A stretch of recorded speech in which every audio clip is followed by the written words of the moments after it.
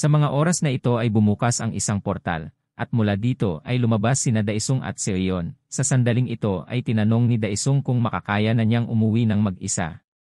Nagtataka namang sumagot si Seoyeon, at sinabing makakaya na nga niyang umuwi ng mag-isa. Pagkatapos ay tinanong niya kung saan siya pupunta, at bakit kailangan niyang iwanan ang kanyang estudyante. Iminungkahi pa nga niya na sasamahan na niya siya kung saan siya pupunta. Ngunit tinanggihan ni Daesung ang ideyang ito, at sinabi na ayusin niya muna ang kanyang manika.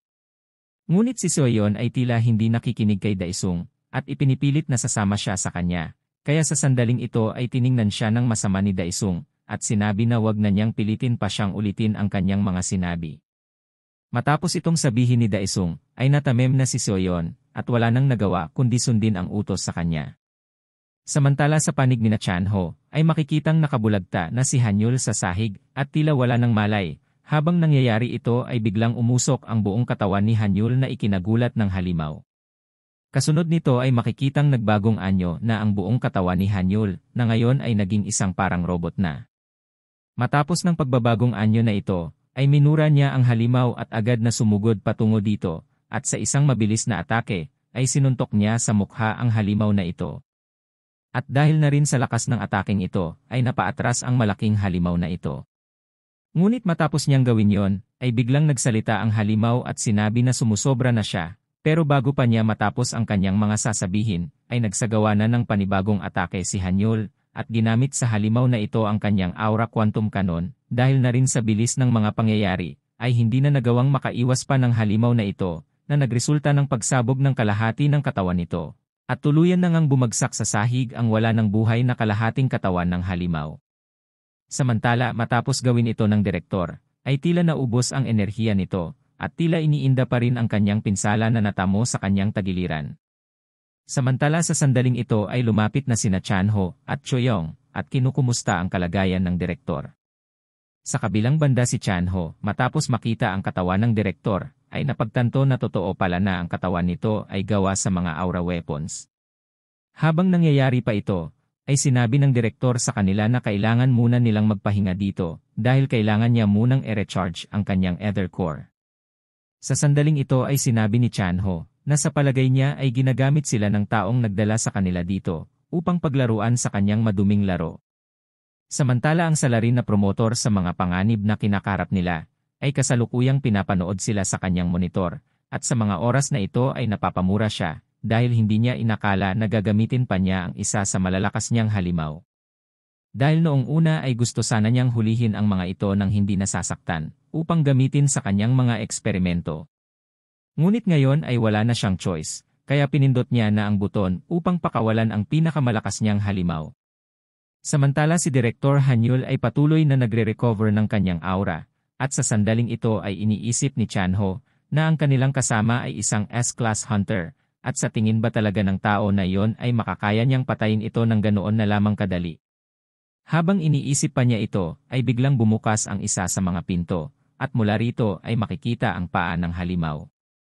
Sa kabilang banda sina Chanho at Choyong, nang makita ito ay nagulat, dahil hindi pa sila masyadong nakakapagpahinga, ngunit ngayon ay meron na namang halimaw na lumabas. Ang halimaw na ito ay mayroong paa at ulo ng isang kambing, at mayroon ding hawak na malaking espada.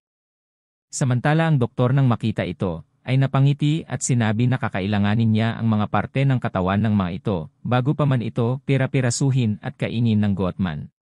Sa mga oras na ito ay nanlilisik na ang mga mata ng Goatman, at tila tinitingnan sila bilang kanyang mga pagkain.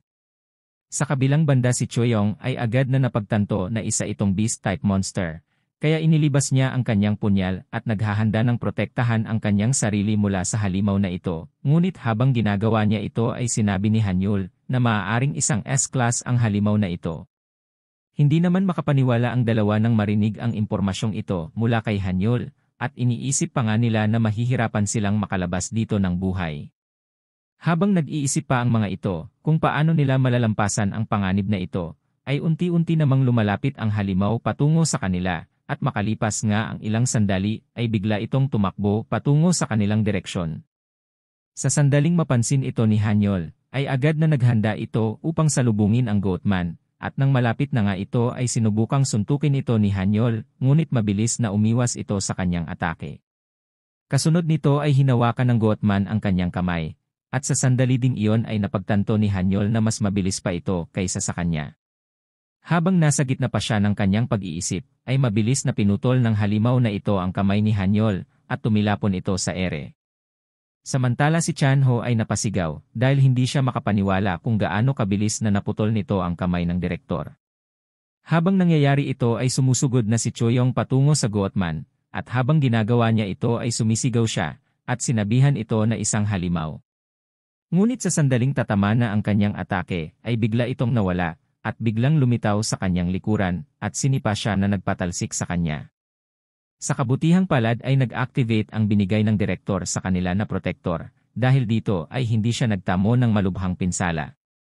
Samantala habang nangyayari iyon, ay sinamantala ito ni Hanyol upang gamitin ang kanyang aura quantum cannon sa Goatman, ngunit bago pa man niya mapakawalan ang ataking ito, ay sumugod na ang Goatman patungo sa kanya, at mabilis na pinutol ang isa pa niyang kamay. Kasunod nito ay pinasundan pa niya ito ng isa pang sipa, dahil dito ay tuluyan ng bumagsak si Hanyol, at walang kasiguraduhan kung buhay pa ito o patay na. Samantala si Chanho nang makita ang pangyayaring ito, ay sumigaw at pinatitigil ang Goatman sa kanyang ginagawa kay Hanyol. Ngunit matapos niyang gawin yon ay itinuon ng Goatman ang kanyang pansin sa kanya, at biglang nawala sa kinatatayuan niya, at lumabas sa kanyang harapan. Habang tinitingnan siya ng masama ng Goatman na ito, ay walang takot din naman niyang tiningnan ito ng mata sa mata. To be continued sa Season 3 Part 2.